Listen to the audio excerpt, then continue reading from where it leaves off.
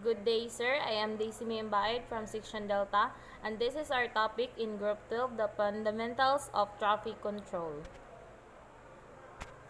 Traffic control, generally, it refers to procedures, devices, and communication systems that help vehicles and vessels safely share the same routes, rails, waterways, or airspace. Traffic control establishes a set of rules and instructions that drivers, pilots, train engineers, and ship captains rely on to avoid collision and other hazards. Safe travel for pedestrian is an additional goal in highway traffic control. So traffic control, it can be achieved using variety of temporary solution and system. Example, the road closure with diversion, partial lane closure, or temporary traffic signals. So traffic control, it is supervision of the movement of people, goods, or vehicles to ensure efficiency and safety. So A, traffic control as applied to land transportation.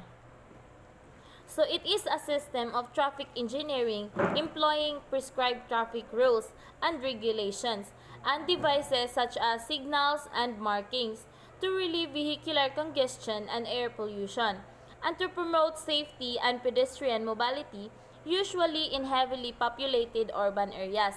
In smaller towns with lighter traffic, similar but simpler control devices and engineering techniques are used. So, in control as applied to land transportation, the movement typically occurs along a specific facility or pathway that can be called a guideway. So, it involves a vehicle of some type that can serve for people, goods, or both. Vehicle types often referred to as modes of transportation. B is the control techniques. Control techniques, it is the primary emphasis of traffic control is on the safe and efficient flow of cars, buses, vans, and lorries over urban streets and highways. The means of promoting this can vary from simple improvement of local streets by installing traffic signs and road markings to constructing comprehensive motorway control systems. These systems in the control techniques, it is devices typically used include speed bumps, barricades to block streets, turn prohibition, stop signs, and raised pavement markers. So traffic restraint also include program to foster bicycle and pedestrian travel. So this system are the access road meters to monitor and control motorway. So it is a type of highway that has been designed for high speed vehicular traffic with all traffic flow ingress and egress regulated and access to control highway. And number 2, the closed circuit television surveillance to detect quickly any deterioration in traffic flow and is to increase the capacity of the roads, manage congestion, and reduce crashes. So example sa circuit television is the CCTV. So CCTV is the closed circuit television. It is a TV system in which signals are not publicly distributed but are monitored, primarily for surveillance and security purposes. So number 3 is the emergency services in case of accident and injury. So example ana is ang raising the alarm and informing the public.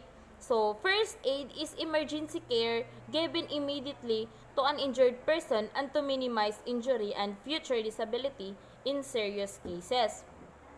And letter C, other traffic control techniques include this the use of one-way streets. So one-way streets can simplify crossing for pedestrians who must look for traffic in only one direction. And number 2 is the enforcement of traffic flow regulations. Traffic laws are intended to ensure safe and expeditious and should motivate drivers to operate vehicles safely. And number 4 is the use of traffic signals. And number 3 is the channelization, building traffic islands turning lanes, and so on. So mean, the roadway lane configuration is necessary to safely move traffic on and off the highway. So it allows motorists to move at different speeds and it potentially conflicting direction without colliding.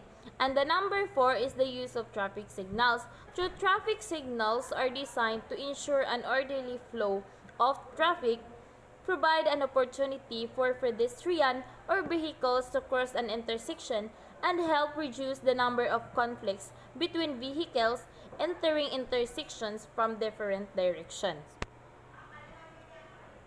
Next, reporter. So, ano ko pag-example eh? Good afternoon, sir. This is the continuation of the report. The highway traffic control motorists depend on the traffic control device to avoid collisions and travel safely to their destinations. Traffic control device for highway travel include signs, signal lights, pavement markings, and a variety of device placed on over, near, or even under the roadway. Ang motorist ay umaasa sa traffic control device para maiwasan ang banggaan at para safety sila patungo sa kanilang destinasyon. Traffic signs. Traffic signs are the most extensively used form of traffic control in the United States. Ang traffic signs is siya ang ginagamit sa United States para makontrol ang kanilang trapiko. More than 55 million traffic signs line the nation's roadside. They provide information about the speed limits and the road condition. Ug nagprovide po sila sa ilang speed limit. They direct traffic along certain route and to specific destination. By using signs, traffic control planners tell drivers what to do, what to watch, or what to wear. These are the road signs. Turn left ahead, no left turn, no motor vehicles, bend to left, no overtaking, two-way traffic, road work, turn right ahead, no right turn, crossroad ahead, hump, round about, no cycling, parking lot, give way, maximum speed, one-way traffic, falling rocks, wild animals, merge, uneven road, stop and give way, no parking, bend to right, slippery road, and maximum speed, minimum speed, and no waiting. Pavements marking. Pavements marking is a separate opposing streams of traffic direct vehicles into proper position of the roadway. For example, pavements marking is a delineate turn lanes of the intersections and establish no passing zones. White and yellow pen is customary use of pavements marking. Halimbawa, ang kanang yellow o ang puti is kinahanglan dira data moagi para dili magkabangga-bangga. Reflected devices are more visible at night and are used in some locations to mark lanes and other significant places on the road. Ang reflected device daw sir is ang makitaan siya inig gabi kay para maglikay sa disgrasya kay para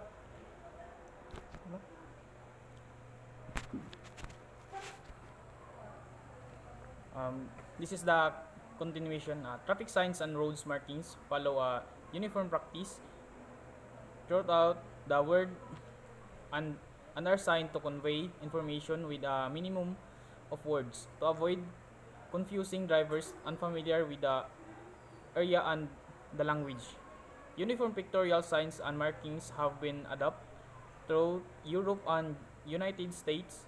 They include in uniform signs formats and size and uniform codes regulating traffic laws. So, traffic signs is yung mga palatandaan ng trapiko at pagmamarka ng kalsada ay sumusunod ito sa isang pare-parehong kasanayan sa buong mundo at dinisenyo ito upang maghatid ng impormasyon na may pinakamababang salita para maiwasan ang pagkalito ng mga drivers sa mga hindi pamilyar sa lugar.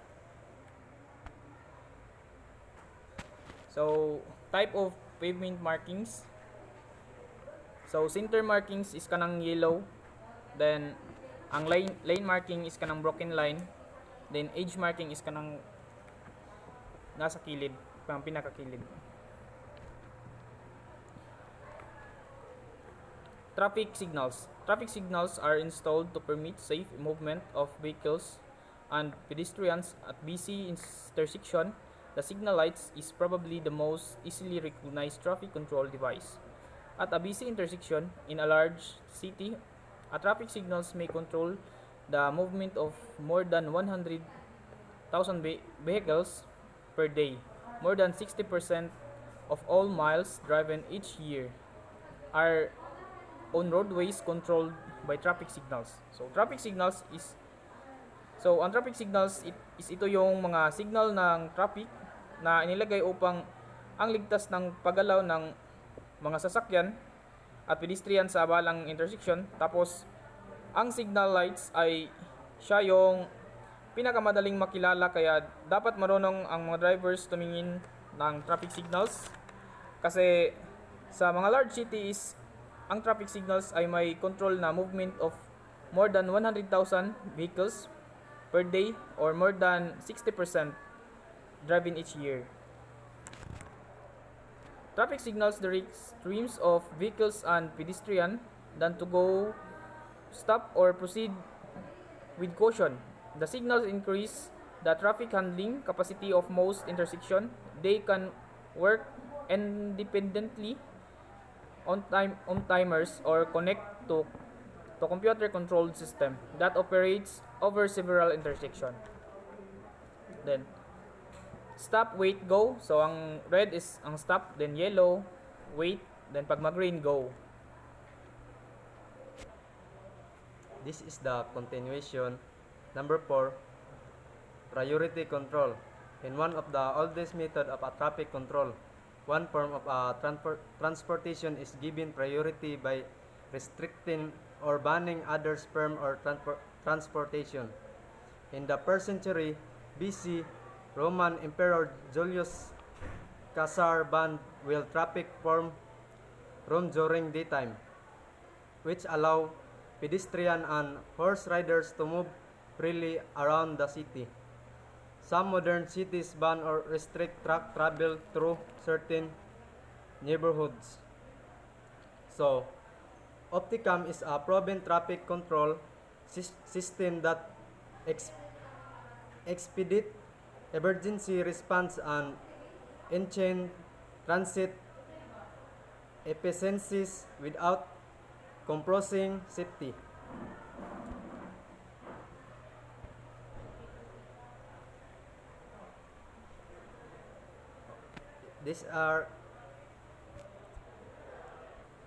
So makita nato sa picture is these are example of priority control. Number 5, restraints. As an alternative to banning traffic control planners use devices to discourage heavy use of a road. Island built in the center of intersection force driver to proceed slowly.